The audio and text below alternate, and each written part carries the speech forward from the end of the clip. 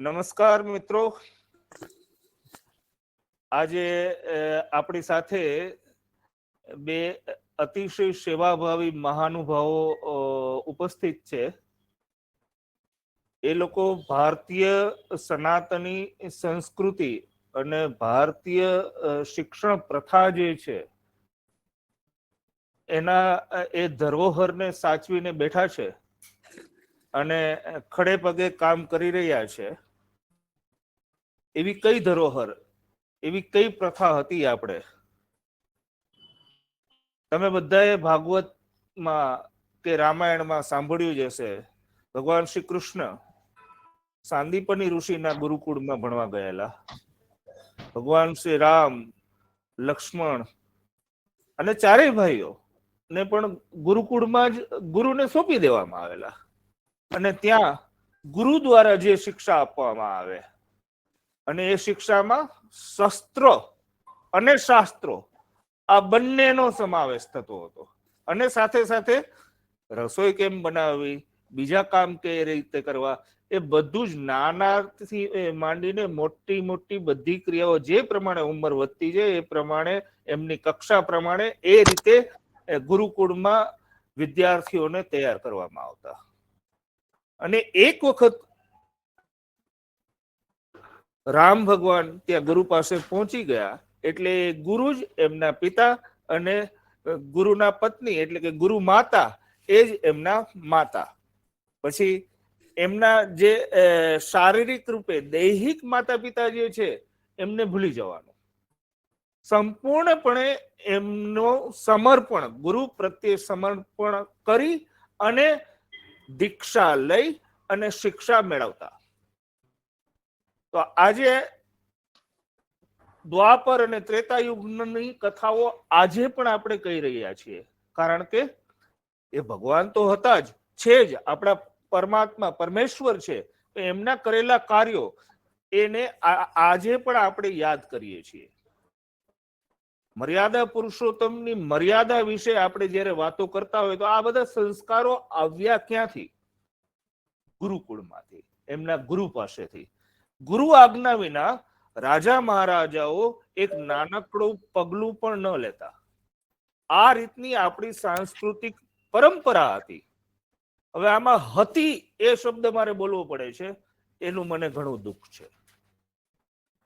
આજે આજની જે શિક્ષણ પ્રથા જે છે આપણી, અંગ્રેજો દ્વારા લાદવામાં આવેલી, અંગ્રેજોને આપણા ઉપર રાજ્ય કરવું હતું એટલે એમને નોકરશાહો જોઈતા હતા, જે ફક્ત લખવા અને વાંચવાનું જ કામ કરી શકે એવા માણસોની એમને વધારે જરૂર હતી.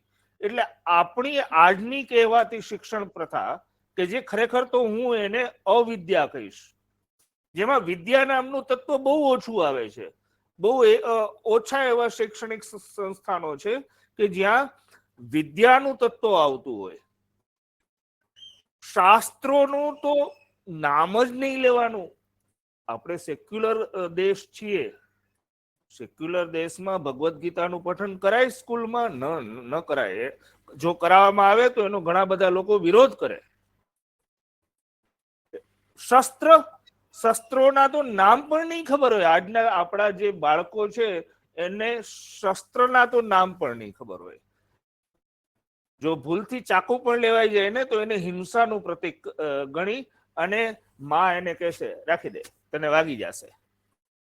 આ રીતની વિચારસરણી, શસ્ત્રો અને શાસ્ત્રો જ્યારે ભૂલાઈ ગયા અને શૈક્ષણિક રીતે આપણું અધપતન થયું, ગુલામી માનસિકતા હેઠળની જે શૈક્ષણિક વ્યવસ્થા છે એને આજે આપણે પૂરજોશથી આગળ વધારી રહ્યા છીએ.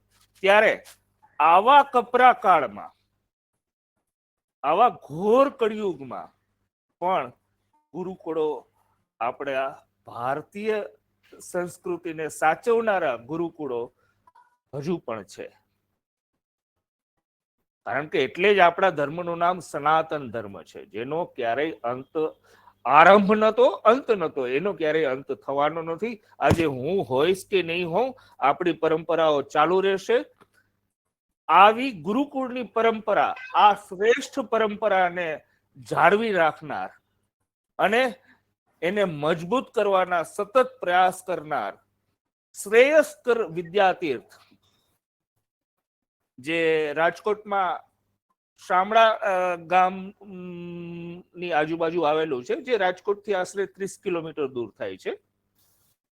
ત્યાં આગળ પરાગભાઈ બાબરિયા કે જેઓ એના સંસ્થાપક છે, તેમણે આ શ્રેયસ્કર વિદ્યાતીર્થ એટલે કે ગુરુકુળની રચના કરી અને ખરેખર ભારતીય પરંપરાઓ, આપણી સનાતન પરંપરાઓને જાળવીને એને વધુ મજબૂત કરી શકાય એ રીતની શિક્ષણ વ્યવસ્થા અને પ્રથાઓ ગોઠવી છે.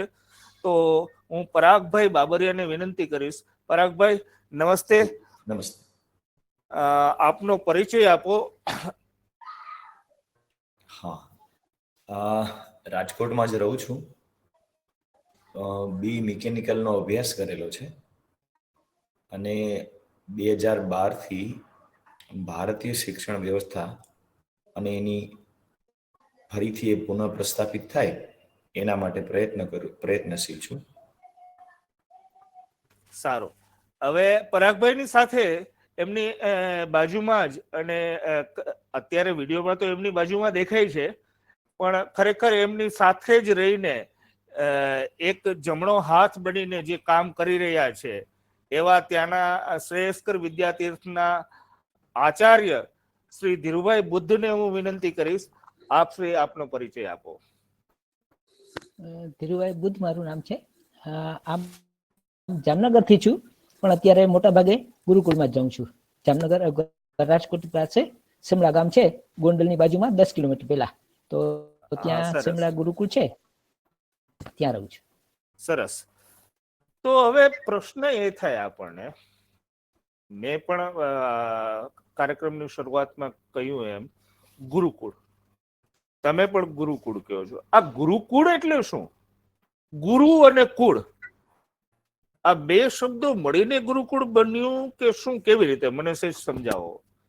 હા, ગુરુકુળ એટલે જેમ માતાનું કુળ હોય, પિતાનું કુળ હોય, અને જેમ રઘુકુળ હતું, જે રઘુ રાજાના વંશમાં રામનો અવતાર થયો, કેટલા પેઢીઓ પહેલા રઘુકુળ, તો એ કુળ સતત હાલ્યું આવતું હતું, તો એ એક કુળ કહેવાય. એમ જે ગુરુના આશ્રય રહીને શિષ્યો અભ્યાસ કરે, વિદ્યાધ્યન કરે, એટલે ગુરુના જે આચાર વિચારો હોય, એના સિદ્ધાંતો હોય, તો એ મુજબ એને એમાંથી જે નીકળેલો હોય, એમાં જે ભણ્યા હોય એને ગુરુકુળ કહેવાય. અચ્છા, તો એટલે મારે 50 વર્ષ થઈ ગયા મને, ધીરુભાઈ. હા, મને ગુરુકુળમાં પ્રવેશ આપશો? વિદ્યાર્થી બનો. હું પણ વિદ્યાર્થી જ છું, હજી આપણે શીખીએ છીએ. હું કોઈ એવો ઓલો નથી કે આપણે એમ નહીં, હું તો આ અંગ્રેજોની પ્રથામાં જ શીખો. હા, નસીબ જોગે અને ઈશ્વર કૃપાથી માવતર એવા મળ્યા, કુળ એવું મળ્યું કે થોડું ઘણું શાસ્ત્રોનું જ્ઞાન મળ્યું. બરાબર. પણ જે જીવન શિક્ષણ જે ગુરુકુળમાં આપવામાં આવે, એ કદાચ મને નથી મળ્યું. તો તમે મને કહેશો, આ કારણ કે મારી પાસે ગુરુકુળનો અનુભવ નથી. મેં આ અંગ્રેજોની સ્થાપેલી જે શિક્ષણ પ્રથા હતી એનો જ ઉપયોગ અથવા તો એનો જ હું એ ભોગ બનેલો છું, સમજ્યા? તો હવે તમે જે ગુરુકુળ ચલાવો છો અને હું જેનો ભોગ બની ગયો, એ સ્કૂલની શૈક્ષણિક પ્રથા, આ બે વચ્ચે તફાવત શું છે? ગુરુકુળ ને સ્કૂલ વચ્ચે તફાવત એ છે કે ગુરુકુળમાં જે બાળક જાય એ ત્યાં જ રહીને ગુરુના 24 કલાક એના સાનિધ્યમાં હોય, એટલે 24 કલાક એની દેખરેખમાં હોય. આજ ઘરે જે સ્કૂલોમાં ભણતા હોય એ બાળકો પિતા પણ પૂરો સમય ના આપી શકે, માતા પણ પૂરો સમય ના આપી શકે. માતાને પણ એટલા કામ હોય અથવા તો જોબ કરતા હોય તો એ માતા પણ પૂરો સમય ના આપી શકે. અને જે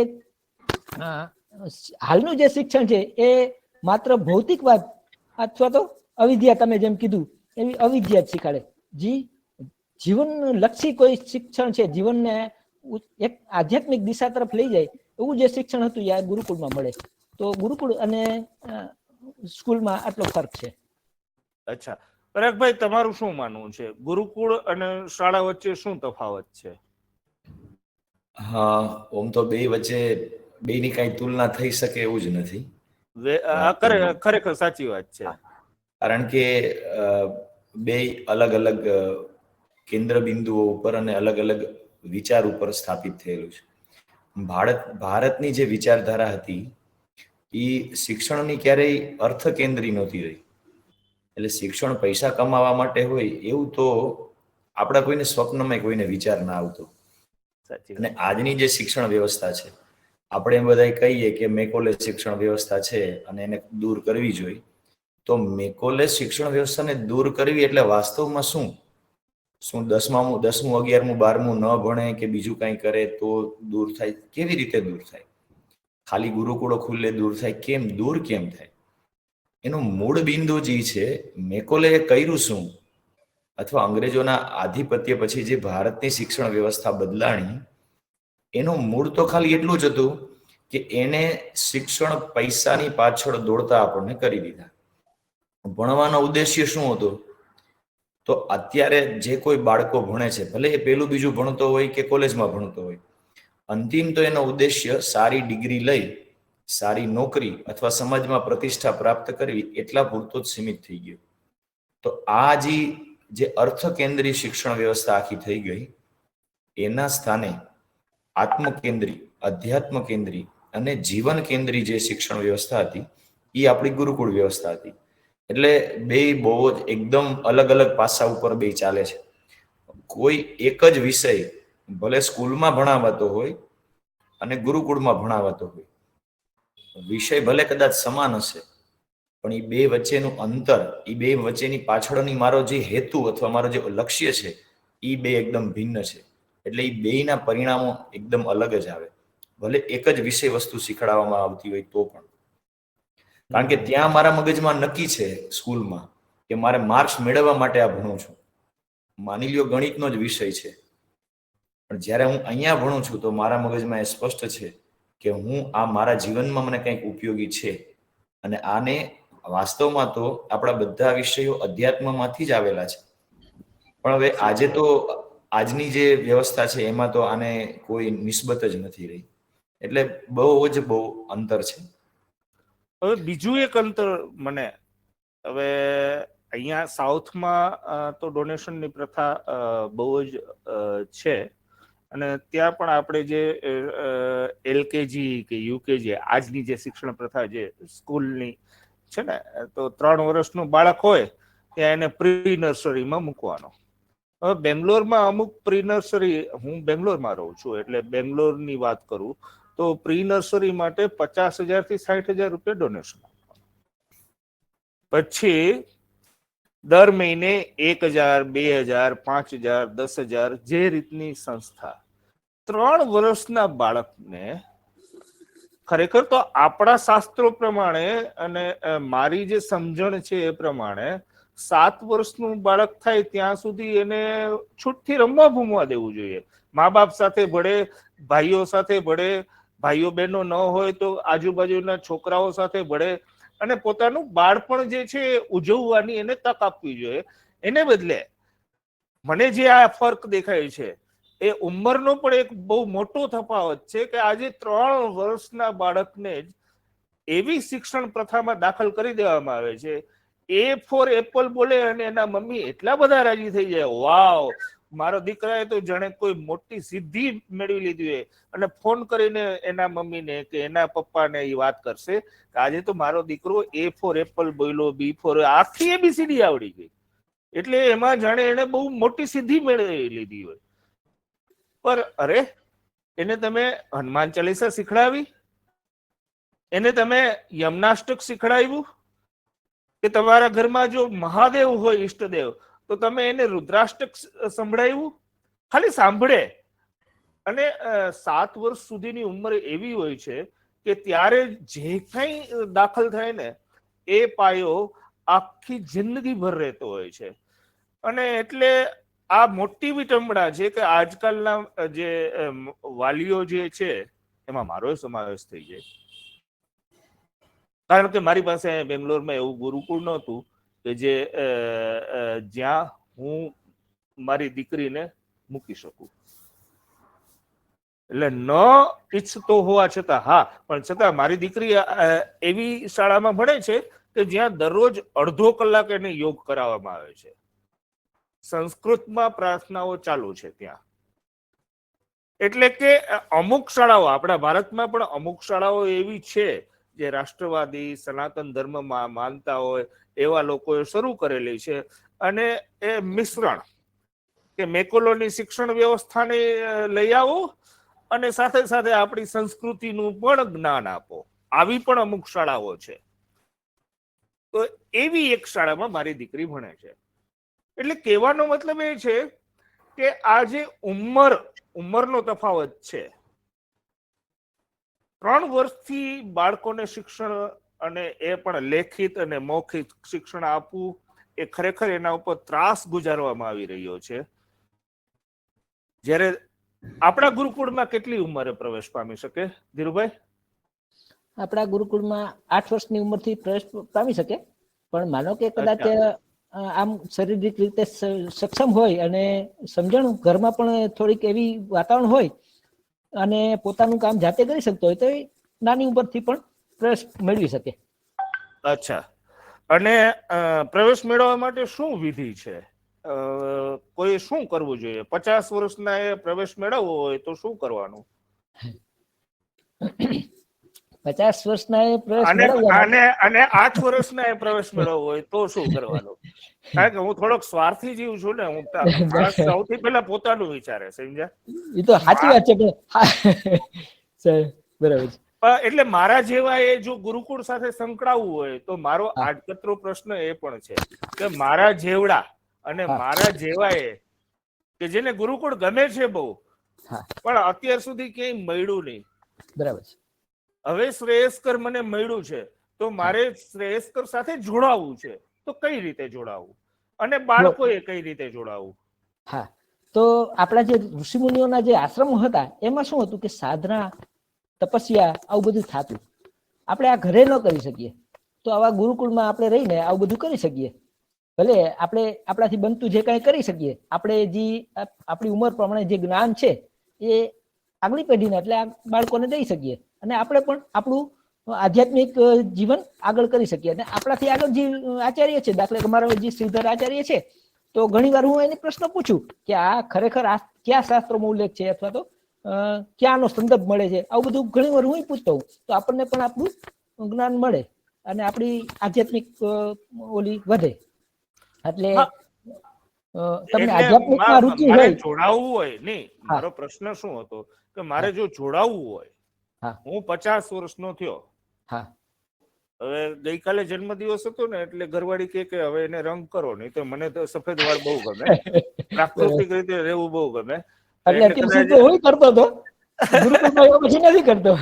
હા, તો હવે મારા જેવાને જોડાવવું હોય જે મિશ્રણ છે, જેની પાસે અંગ્રેજી સંસ્કૃતિનો એને ભોગ બનવું જ પડ્યું છે, અને હવે આ સંસ્કૃતિ સાથે જોડાવવું છે, તો મારે શું કરવાનું? તો તમે યા તો જેટલો સમય આવી શકો એટલો સમય આવી શકો, કાયમી માટે પણ આવી શકો. બસ વ્યવસ્થા એ છે. હમણાં આપણે વાનપ્રસ્થનો એની વાત કરી શકીએ. એના માટે જ આપ કહો ને પરાગભાઈ, તમારી પાસે, કારણ કે તમે આયોજક છો એટલે તમને એટલે હમણાં અમે 11 ફેબ્રુઆરી 2025 એક કાર્યક્રમનું આયોજન કરવાના છીએ, જેમાં સમાજમાંથી જે લોકો ગુરુકુળ સાથે જોડાવા માંગતા હોય, જે મોટી ઉંમરના છે, તો એનો એક વાનપ્રસ્થ શિક્ષક આહવાન એવી રીતનો અમે એક કાર્યક્રમ કરવાના છીએ, જેમાં વાનપ્રસ્થીઓ અને શિક્ષકો, નિવૃત્ત શિક્ષકો અથવા એવા લોકો, શિક્ષકો જ હોય એવું આવશ્યકતા નથી, પણ કોઈ પણ વાનપ્રસ્થી એ પોતે એમાં જોડાઈ શકે. એના 2 હેતુ છે.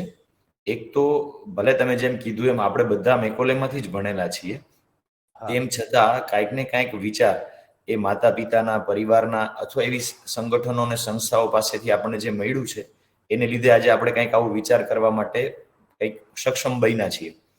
તો એવા વાનપ્રસ્થીઓ ગુરુકુળમાં આવી પોતાની, જેમ ધીરુભાઈએ વાત કરી એમ સ્વ સાધના કરી શકે અને પોતાનું અર્જિત કરેલું જ્ઞાન એ બાળકોને આપી શકે.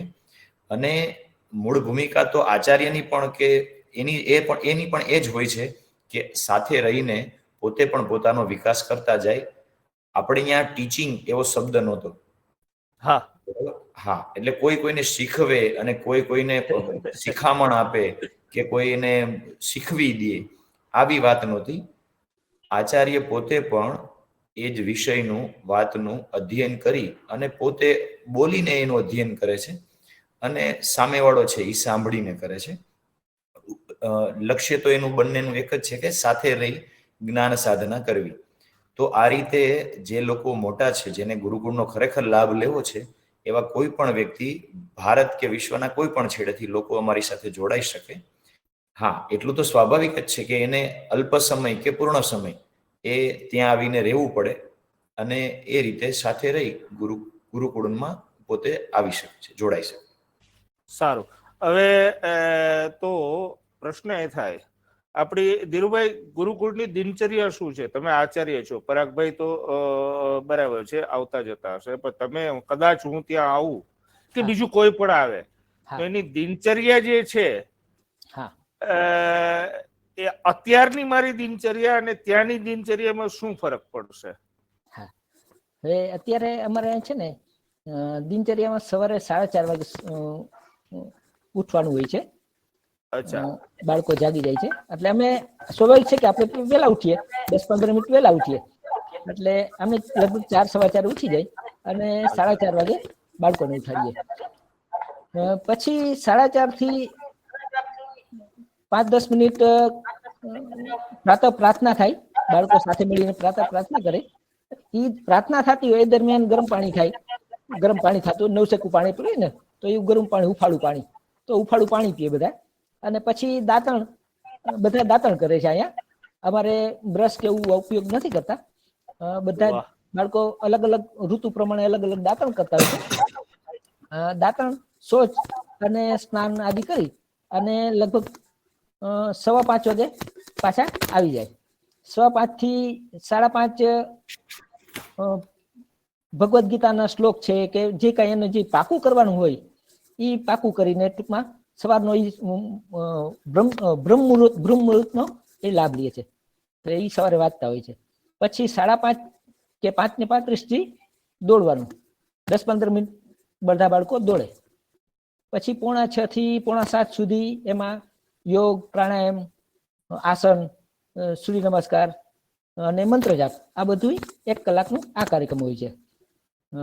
ત્યારબાદ 6:45 થી 6:45 વાગે 2-3 બાળકો કે 4 બાળકો અગ્નિહોત્ર કરે, હવન કરે, અને બીજા બાળકો રસોઈ કરે. કોઈ છાશ બનાવે કે છાશ લેવા જાય, આવું કરું. દૂધ લેવાનું હોય તો એ બાળકો એ કામ કરે. 7:15-7:30 સુધીમાં નાસ્તો બની જાય તો એ નાસ્તો કરવા બેસી જાય. નાસ્તો કરી વાસણ બધા જાતે ઉટકવાના. નાસ્તો પણ જાતે જ બનાવે, બાળકો બનાવે. અને નાસ્તો કરી વાસણ ઉટકી અને 8 વાગે ફ્રી થઈ જાય. 8 વાગે એક અમારે શ્રીધર આચાર્ય છે જે સંસ્કૃત લે છે, સાઉથના છે, અને એ સંસ્કૃતનો વર્ગ લે છે. એ પોતે પણ અહીંયા નિવાસી છે. સરસ. 8 થી 9 એનો વર્ગ હોય છે.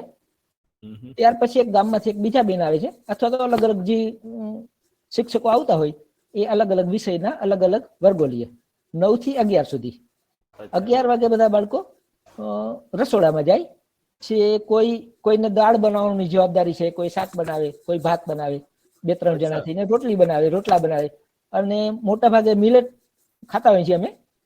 અને પ્રાકૃતિક જ અનાજ મળે અથવા તો પ્રાકૃતિક જ શાકભાજી મળે એના માટે અમે અહીંયા જમીન છે એમાં શાકભાજી, ફળ ફ્રૂટ અને અત્યારે જવ પણ વાવેલા છે. તો એ બધું મોટા ભાગે અહીંયા બાળકો જાતે કરે. અને અઠવાડિયામાં એકાદ દિવસ, અઠવાડિયામાં કલાક જેવું ખેતી પણ કરે. તો અમારે અહીંયા બટેકા છોકરાઓ વાવ્યા છે, શેરડી શાક છોકરાઓ વાવી છે.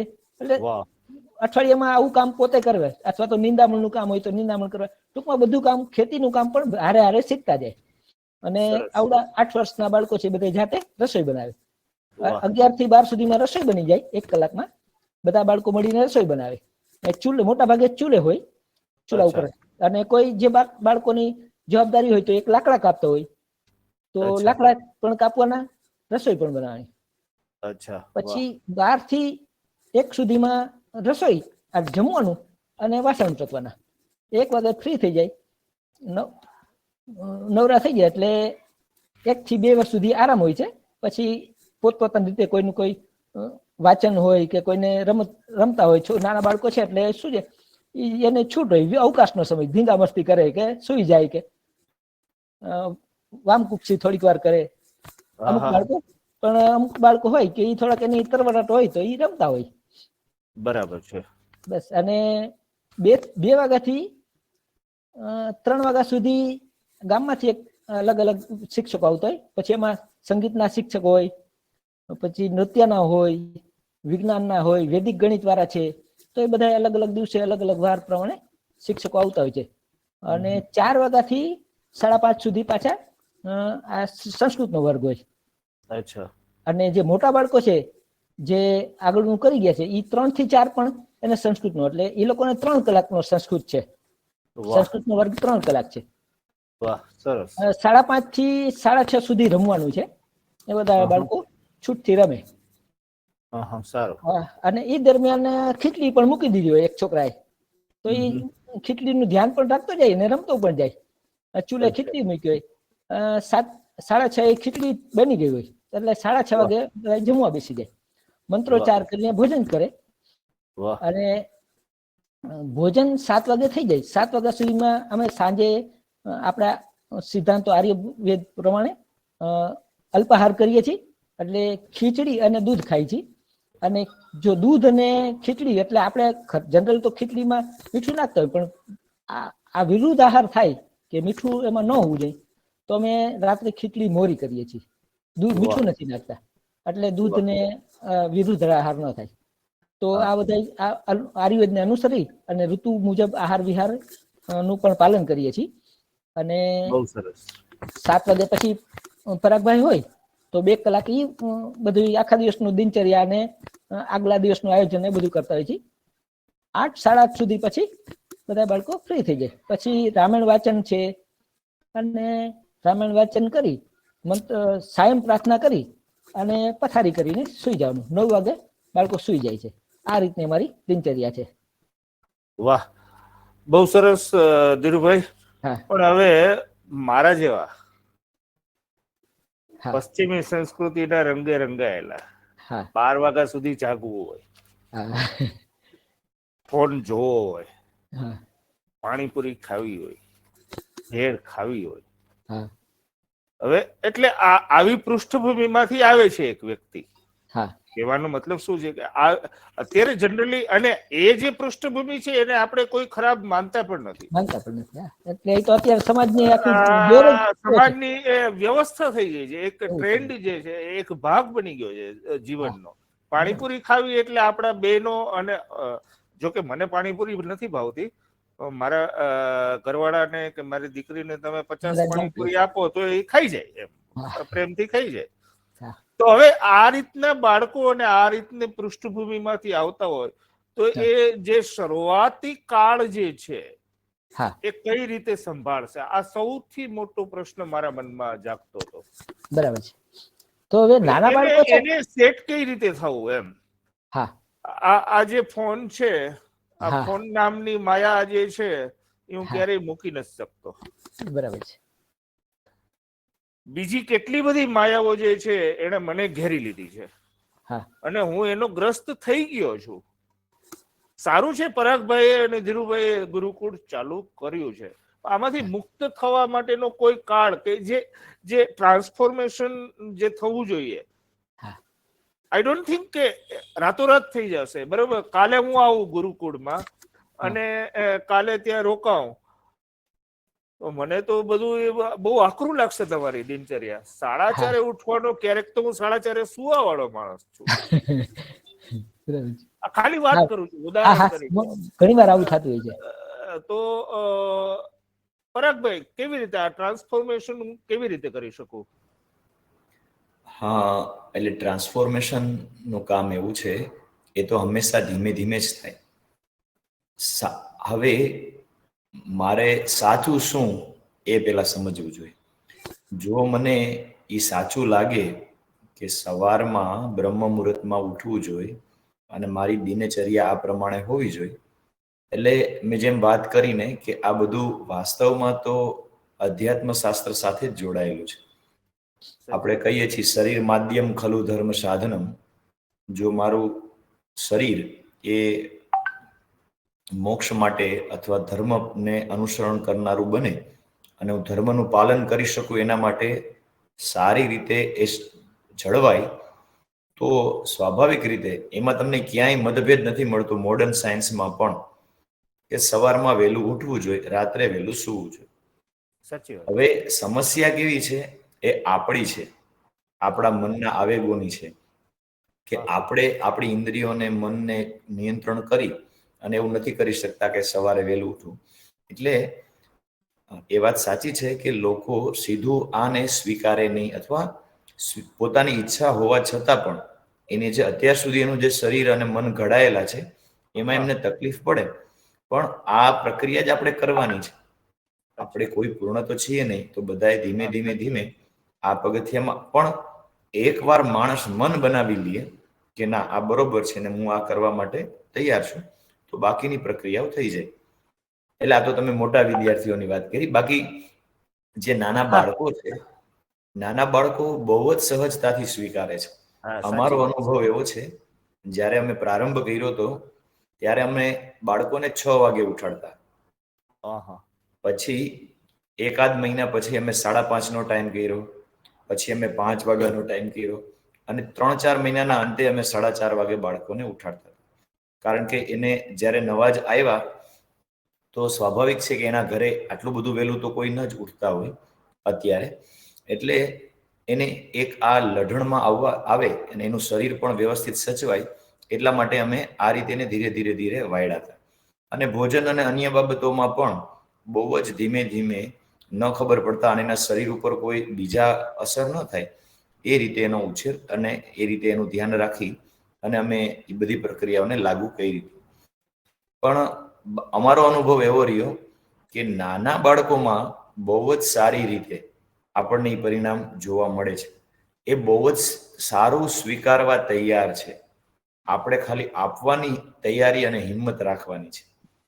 બરાબર. આપણે માનીએ છીએ કે બાળકો આવું ન કરે. જેમ કે મેં તમને વાત કરી, ધીરુભાઈ હમણાં વાત કરી એમ, કે રાત્રે ખાલી મોરી ખીચડી ને દૂધ હોય, તો હવે એ દરરોજ એ જ હોય. તેમ છતાં બાળકો, શરૂઆતમાં બાળકોને તકલીફ પડી હતી, એવું નહીં કહું કે સાવ તકલીફ નહોતી પડી, કારણ કે એમને એ ખાવું ને થોડુંક વિચિત્ર લાગે, ન ભાવે એવું બને. પણ આપણે જે મોટાઓને જે પ્રશ્નો હોય ને એના કરતા એમના પ્રશ્નો બહુ ઓછા હતા અને સહજતાથી એમને સ્વીકારી લીધું. અને ધીરે ધીરે હવે એમને એ ફાવી ગયું. તો કહેવાનું તાત્પર્ય એમ કે એ હજી ઘડાય છે, એટલે એને આપણે જેવી સારી રીતે અને સાચી તાલીમ આપીએ એ સ્વીકારવા માટે એ તૈયાર થઈ જાય છે. તો હવે તમે આમાં કોઈ દખલ થવું હોય તો કેટલું ડોનેશન લ્યો છો? કોઈ વિદ્યાર્થીએ પ્રવેશ લેવો હોય તો એના માટે ડોનેશન ફી કેટલી છે? અહીંયા તો 50,000 ચાલે છે 3 વર્ષના બાળક માટે. પરાગભાઈ? હાજી, એટલે અમારે તો કોઈ ડોનેશન કે ફી નથી. અને હા, એટલે ડોનેશન પણ નથી અને ફી પણ નથી. તો પછી કેવી રીતે આર્થિક વ્યવસ્થા કેવી રીતે ચાલે ભાઈ? આ કળિયુગ છે.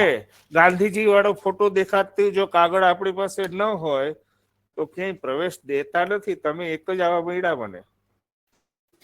ના ના, એવું નથી. ઘણા ગુરુકુળો એવા છે કે જે એટલે ચાલતા હશે મને. પણ એટલે જો આમાં બે વસ્તુ છે. નિઃશુલ્ક શું કામે કરવું? આજે નિઃશુલ્ક ચાલે તો ઘણાને એમ લાગે આ કોઈક સરકારી અનુદાન મળતું હશે. કારણ કે તમે જેમ કીધું એમ એવું સ્વાભાવિક રીતે માણસને થાય કે પૈસા વગર વ્યવહાર તો ચાલવાનો નથી, અને એ સ્વાભાવિક છે અને સાચી વાત છે. આર્થિક વ્યવહાર માટે થોડા ઘણા વધતા ઓછા પ્રમાણમાં પણ પૈસાની જરૂર તો પડે છે. પણ જે મેં પહેલા તમે પ્રશ્ન પૂછ્યો તો એના જવાબ મેં જે આપ્યો હતો કે ગુરુકુળ ને સ્કૂલમાં શું તફાવત છે. એટલે આજનું જે વિદ્યાલયો છે એ અર્થ કેન્દ્રી છે. ગુરુકુળો ક્યારેય અર્થ કેન્દ્રી નહોતા રહ્યા, અથવા ભારતીય શિક્ષણ વ્યવસ્થા હતી એ ક્યારેય અર્થ કેન્દ્રી નહોતી રહી. એનો અર્થ કેન્દ્રિત નહોતી રહી. એનો અર્થ ખાલી ફી ન લેવી એટલું નહોતું, પણ પૈસાથી કોઈનું માપન નહોતું થતું. હા જે બાળકને ખરેખર ભણવાની તમન્ના હોય એને સાચું ને સારું શિક્ષણ મળવું જોઈએ.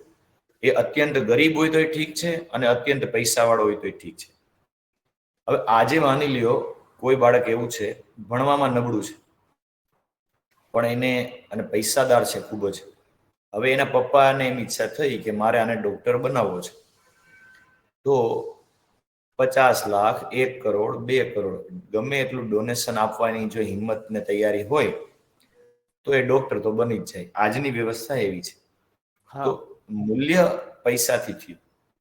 હા હવે કદાચ કોઈ યોગ્ય ઉમેદવાર હશે અને એને ખરેખર થોડાક માર્ક્સ માટે રહી જતો હશે તો એને મેડિકલમાં પ્રવેશ નહીં મળે.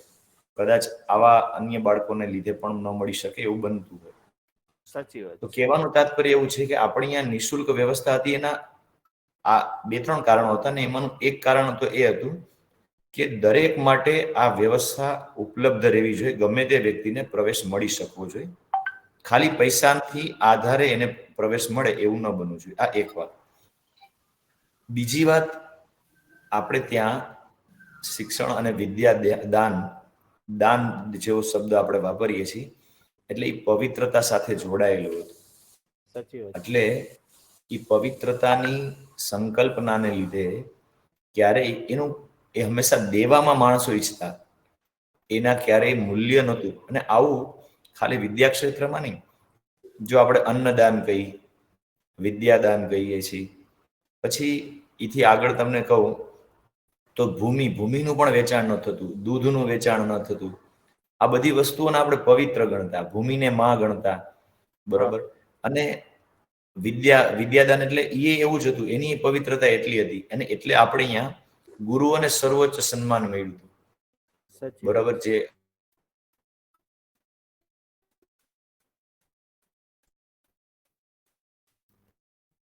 ધીરુભાઈ તમને અવાજ આવે છે? હા. પરાગભાઈ નો નથી અવાજ આવે આવતો, છે? નથી આવતો. હા કઈ ટેકનિકલ ખામી થઈ ગઈ લાગે છે પરાગભાઈ ની હા ત્યાં. હા એટલે એ પરાગભાઈ નું કહેવાનું હું સમજી ગયો કે આપણે હા શા માટે નિઃશુલ્ક રાખ્યું છે. પણ હવે હા આજના કાળમાં તો શું છે કે ત્યારના કાળમાં જ્યારે ગુરુકુળો બહુ સરસ રીતે ચાલતા હા અને ત્યારે રાજા મહારાજા જે છે હા એના ભંડારો હંમેશા ઋષિ મુનિઓ માટે ખુલ્લા જ હતા. ખુલ્લા અને હતા. ઘણા રાજાઓ, આપણી પરંપરા એવી હતી કે હા રાજાઓ ગુરુના નામથી રાજ્યનો કારભાર કરતા. બરાબર છે. તમારું છે આ, તમારા વતી હું આ ચલાવું છું, સેવક તરીકે ચલાવું છું, એવી વિભાવના સાથે જીવન ચાલતું. એટલે હા ત્યારે અર્થની તો જરૂર હંમેશા રહેતી જ, હા પણ ત્યારે જે અર્થ એટલે કે ધન જે છે એ ધન રાજા પાસેથી મળી રહેતું. બરાબર છે. હવે આજના યુગમાં આપણા રાજા એટલે કે આજના આ કાળમાં ભારત સરકારને આપણે જો રાજા ગણીએ, હા શાસન વ્યવસ્થા છે ને, હા તો એ શાસન વ્યવસ્થા પાસેથી આપણને કોઈ લાભ મળે છે કે ના હા હા પરાગભાઈ, તમારે કોઈ ટેકનિકલ ખામીને લીધે કટ થઈ હા ગયું હા હશે. હા તો એટલે હું ધીરુભાઈને હમણાં એ જ કહેતો હતો કે તમે જે નિઃશુલ્ક શું કામ રાખ્યું છે એ વિભાવના તો મને સમજાઈ ગઈ. અને આપણે અગાઉ જ્યારે ગુરુકુળો બહુ પ્રચલિત હતા અને ભારતના હરેક છેડામાં, અને આજે જેને આપણે ભારત કહીએ છીએ એ નહીં, ભારત એટલે ખરેખર આખા યુનિવર્સને સમાવી લઈએ એ ભારત. ભારતના રાજાઓ, ચક્રવર્તીઓ આખા આ જે મરુલોક છે, આપણું મૃત્યુલોક છે, એના ઉપર શાસન કરનારા. અને રાજાઓ માટે ગુરુ અને ગુરુકુળ એ સૌથી મોટું અને અગત્યનું પાસું હતું. એટલે એમના ભંડારો ગુરુકુળ માટે હંમેશા ખુલ્લા રહેતા. ઘણા રાજાઓ તો એ રીતે કાર્ય કરતા કે હું ગુરુના સેવક તરીકે, ગુરુના પ્રતિનિધિ તરીકે રાજ્યનું શાસન કરીશ. હવે આજની આપણી જે વ્યવસ્થા છે એમાં ભારત સરકારને જો આપણે રાજા ગણીએ, એ ભારત સરકાર આપણા ગુરુકુળને કે ગુરુકુળ પરંપરાને કઈ આપે છે પરાગભાઈ? હવે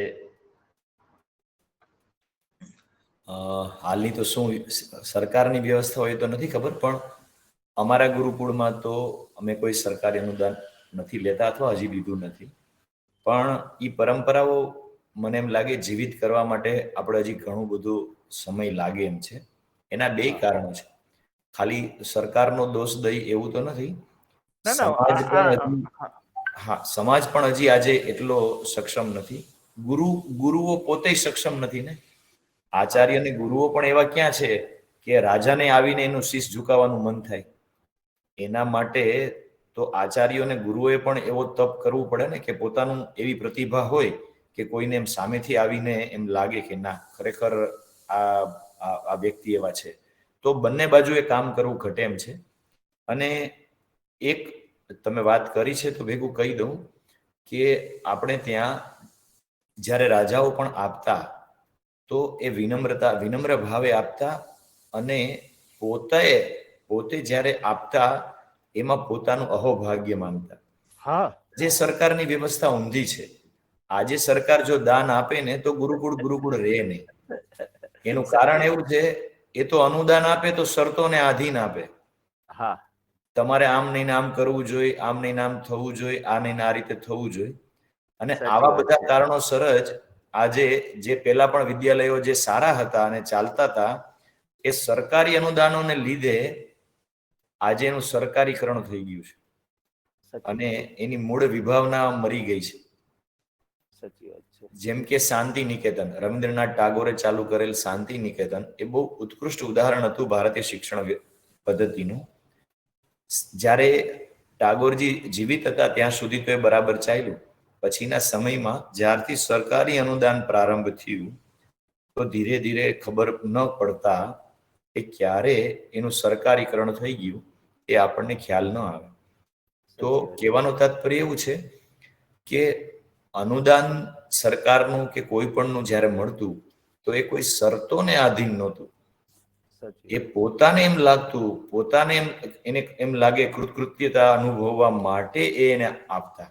આ ભાવ હતો જ્યારે રાજાઓ આપતા ત્યારે. તો આ ભાવ જ્યાં સુધી સરકારનો ન થાય ત્યાં સુધી આપણે પ્રતીક્ષા કરવી જોઈએ. તો અત્યારે તમે કઈ રીતે ચલાવો છો પરાગભાઈ? મારા મૂળ આપણી શ્રેષ્ઠ વિદ્યાતીર્થની આર્થિક વ્યવસ્થા કઈ રીતે ચાલે છે? એક પહેલો મુદ્દો એવો છે કે પ્રમાણમાં અમારો ખર્ચ જે નિવાસી વિદ્યાલયો અથવા આ રીતની આજની જે સિસ્ટમ છે એના કરતા અમારો ખર્ચ ઘણો ઓછો હોવાનું એક કારણ એ છે કે બધી વ્યવસ્થા આચાર્ય અને બાળકો જાતે મળીને જોવે છે. એટલે જેમ કે રસોઈ બનાવવા માટે કોઈ રસોઈયો નથી, બરોબર, કે ગુરુકુળની સાફ સફાઈના કામ માટે કોઈ નથી. હા, આચાર્યો છે એ પણ બધા નિસ્વાર્થ ભાવે જોડાયેલા છે. અમુક આચાર્યો હજી આજની જે આપણે તમે વાત કરી એમ હજી તો આ ગુરુકુળ પાપા પગલું બધે ભરે છે, એટલે હજી બધા આચાર્યો અમને અમારી અપેક્ષા પ્રમાણેના કદાચ ન પણ હોય, પણ છતાં બધા સારા અને ઉત્કૃષ્ટ છે. એટલે એનો અમારે બહુ ઓછો ખર્ચ હોય છે. બરાબર છે. અને હવે બાકી રહી નાના મોટા ખર્ચ તો આવે છે, એ તો સ્વાભાવિક છે.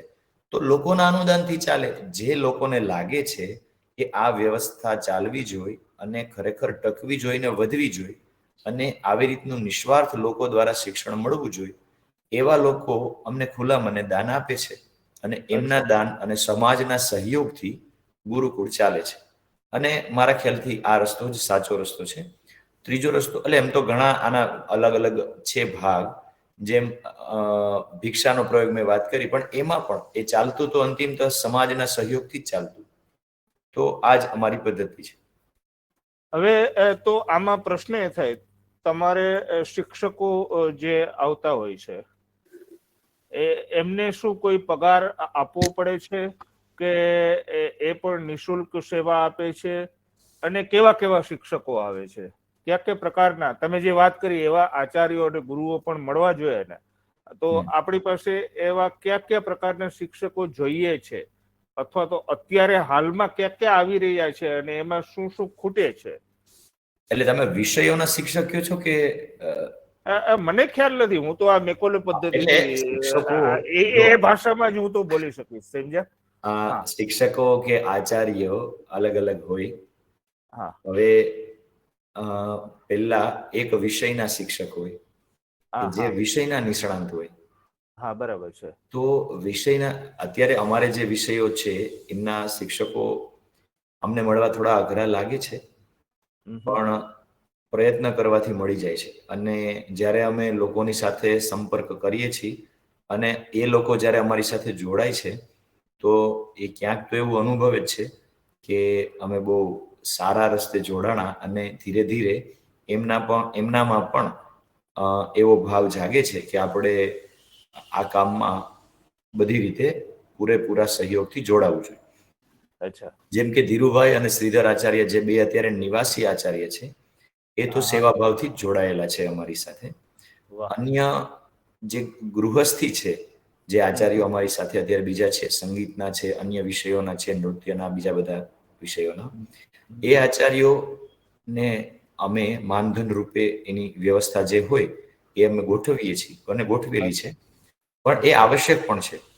અને અમે જો એમાં ઘણી પ્રકારની વ્યવસ્થા થઈ શકે, પણ પગાર એ શબ્દ તો એમાં નથી.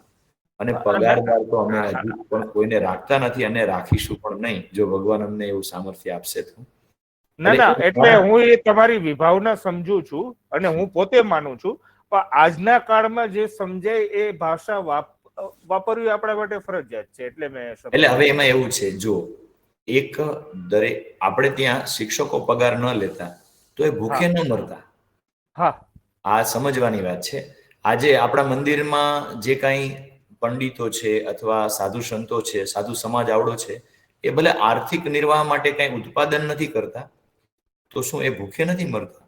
લોકો સમજે છે અને એને પોતાની જવાબદારી માની અને એને જોઈએ છે એના કરતાં વધારે મળે છે, આપે છે. તો આચાર્યો જ્યારે કોઈ પણ ગુરુકુળ સાથે જોડાય, અમારા કે કોઈ પણ જગ્યાએ જ્યાં આ રીતના ભારતીય સાચી પદ્ધતિથી કામ ચાલતું હોય, તો શિક્ષકો જ્યારે આચાર્ય બનવાની ભૂમિકામાં હોય, તો પ્રારંભમાં તો એ કેમ વિશ્વાસ કરે? અત્યાર સુધી તો ચારેય બાજુ બધી જગ્યાએ લૂંટમાર જ હાલી છે, શિક્ષણ ક્ષેત્રમાં પણ. એને કેમ વિશ્વાસ આવે કે હું જાઉં તો આ મને શું કરશે? કારણ કે પરિવાર તો એની છે. તો આમ પણ પહેલો મુદ્દો એ છે, શિક્ષક એ પોતે એવું વિચારે કે મને કાંઈ મળે કે ન મળે, મારું જે અર્પિત કરેલું જ્ઞાન છે, સમજણ છે, એ હું અંતિમ લોક સુધી પહોંચાડીશ. અને સમાજ ઉપર અને ઈશ્વર ઉપર ને પોતાના ઉપર વિશ્વાસ રાખીને જ્યારે એ ચાલે, તો અત્યાર સુધી તો એવું બન્યું જ છે ભારતમાં કે સમાજે અને ઈશ્વરે એને જોઈ એના કરતાં વધારે જ આપ્યું છે. પણ આ વિશ્વાસ પહેલા થવો જોઈએ શિક્ષકને કે હું આવું કરી શકીશ, તો એ આચાર્ય બનવાની ભૂમિકામાં આવી છે. તો આવા આચાર્યો અમને મળ્યા છે અમારા ગુરુકુળને, એટલે અમારું ગુરુકુળ ખરેખર એ બાબતે સદભાગી છે. વાહ, બહુ હા, સરસ. બધા આચાર્યો અને શિક્ષકો એવા નથી, તો પણ એ એની પ્રક્રિયામાં તો છે જ, એવું તો ચોક્કસ છે. સારું. હવે ધીરુભાઈ, આમાં તમારી ભૂમિકા શું છે? આ આમ તો ગુરુકુળમાં હું તમારી ભૂમિકા સમજવા માંગુ છું. આમ તો જેમ પરાગભાઈ કીધું કે આચાર્યની ભૂમિકા છે, પણ આમ હજી જે આચાર્ય ખરેખર કહી શકાય એ ભૂમિકામાં છીએ હજી અમે, એમાં એના માટે પ્રયાસ કરીએ છીએ. એટલે બસ જે નાનું મોટું વ્યવસ્થા સંભાળીએ છીએ અને વ્યવસ્થા સંભાળીશું.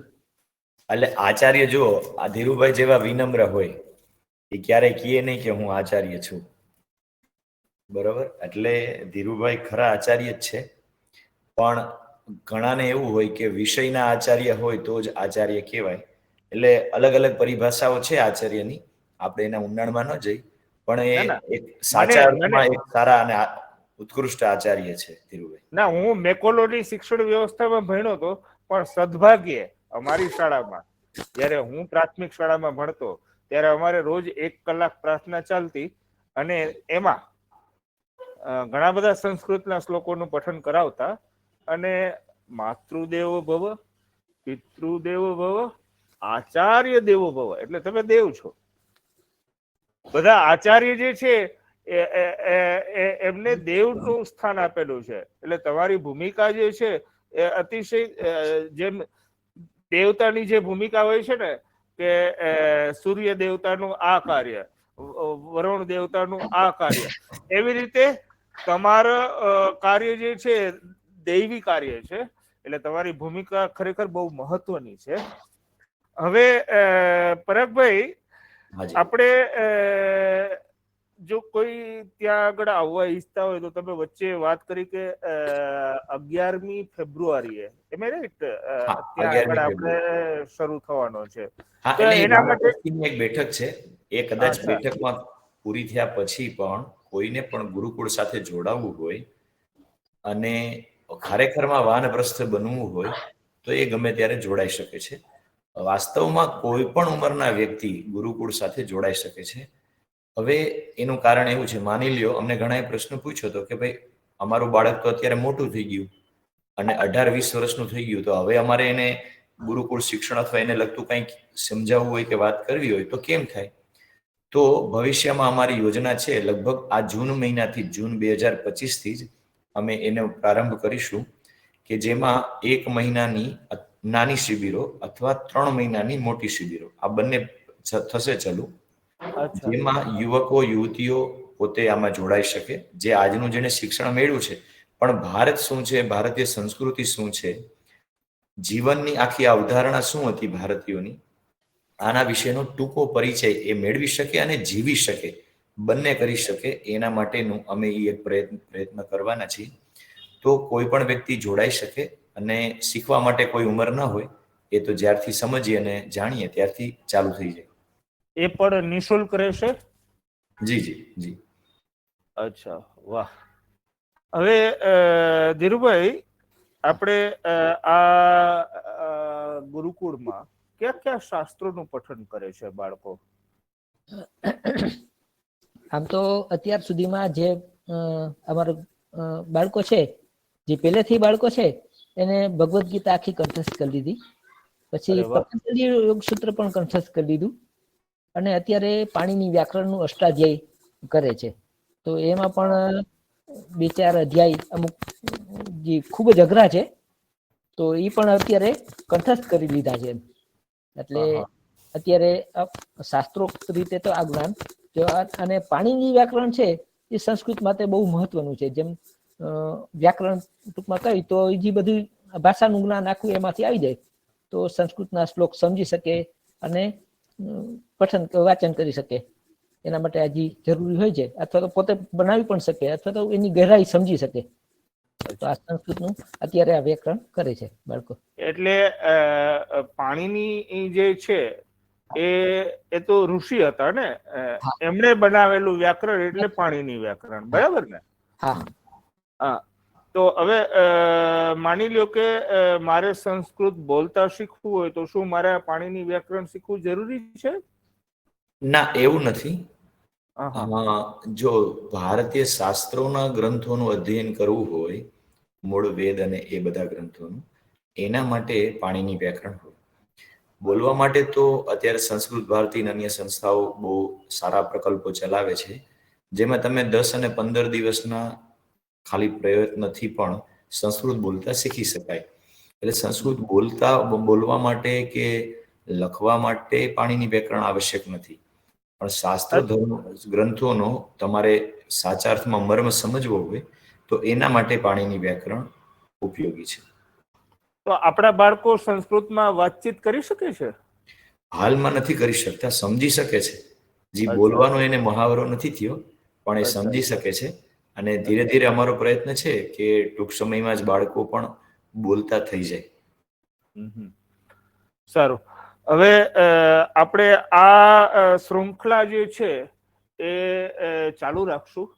શ્રેયસ્તર વિદ્યાતીર્થે જે ભગીરથ કાર્ય ઉપાડેલું છે એ કાર્યને કોઈ 1 કલાકમાં કઈ રીતે બેસાડી શકાય? ઘણા બધા પ્રશ્નો છે, ઘણી બધી વાતો છે. શ્રેયસ્કર વિદ્યાતીર્થની ઘણી બધી એવી પ્રવૃત્તિઓ છે. એ આ શૃંખલાના ભાગરૂપે આપણે ફરીથી આવતા અઠવાડિયે મળીશું અને ફરીથી શ્રેયસ્કર વિદ્યાતીર્થ અને ગુરુકુળ પરંપરા અને ત્યાં ચાલતી પ્રવૃત્તિઓ વિશે વિગતવાર જોઈશું, જાણીશું, એનો લાભ મેળવીશું.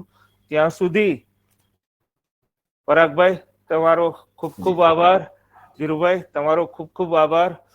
ઈશ્વર આપણને આ કાર્યને વધુ ને વધુ પ્રચાર અને પ્રસાર મળી રહે એવી પ્રેરણા અને શક્તિ આપે એવી પ્રાર્થના સાથે અને શાંતિ મંત્રની સાથે આપણે પૂર્ણ કરીએ. તો ધીરુભાઈ તમે આચાર્ય છો, શાંતિ મંત્ર બોલો અને ત્યારબાદ આપણે આ મીટિંગને પૂર્ણ કરશું. સર્વે ભવન્તુ સુખિનઃ, સર્વે સંતુ નિરામયા, સર્વે ભદ્રાણિ પશ્યન્તુ, મા કશ્ચિદ દુઃખભાગ ભવેत्. ઓમ શાંતિ શાંતિ શાંતિ. ધન્યવાદ.